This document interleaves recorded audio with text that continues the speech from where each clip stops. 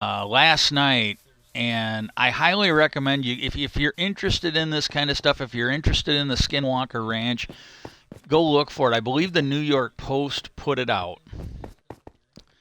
Well, they went and they did an interview on the Skinwalker Ranch. They interviewed Brandon Fugel and some of his staff on there. And he did a little background on the history of the ranch and the people on it and all that. And the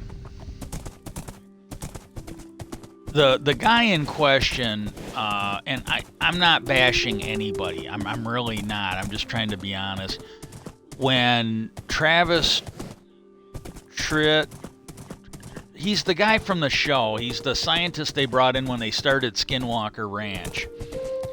When he found out about it, he tried to talk him out of it. He went to Brandon, I guess. At least this was put in there. He went to Brandon and said, "Look, this guy, I don't think Travis saw him as credible, and that's his opinion. He's welcome to it." And he thought having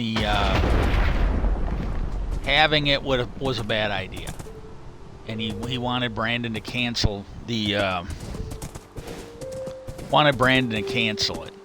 And Brandon's like, "Well, no, we're trying to do legitimate research here.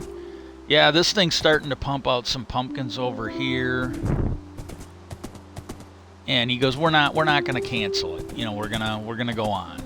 Well, Travis wasn't there for this. He did not come in, and I don't know if I necessarily blame him.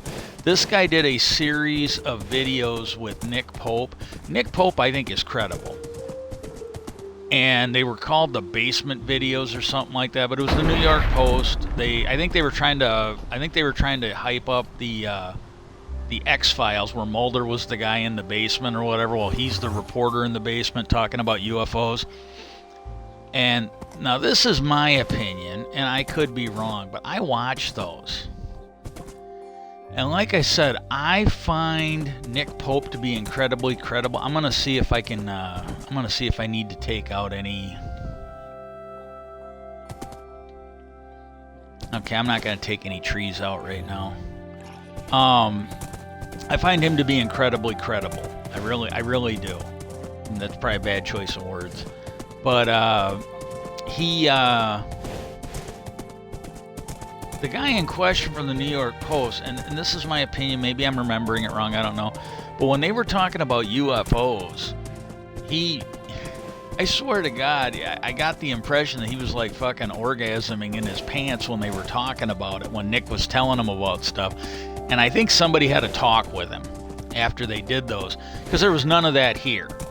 He was not acting like a fanboy that you maybe couldn't trust.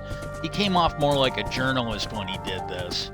Very serious, very somber, not seeming to swing at everything hook, line, and sinker. He seemed to be a little more skeptical, like a journalist should be.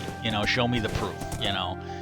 But I had started watching it, and I kind of reached out on my gaming Twitter to Mr. Fugel, and I'm like, "Hey, I'm watching it now. I'm maybe 5 minutes into it, and I go, I just want to say thank you for letting this happen." He actually responded. He said, "Oh, absolutely, you're more than welcome."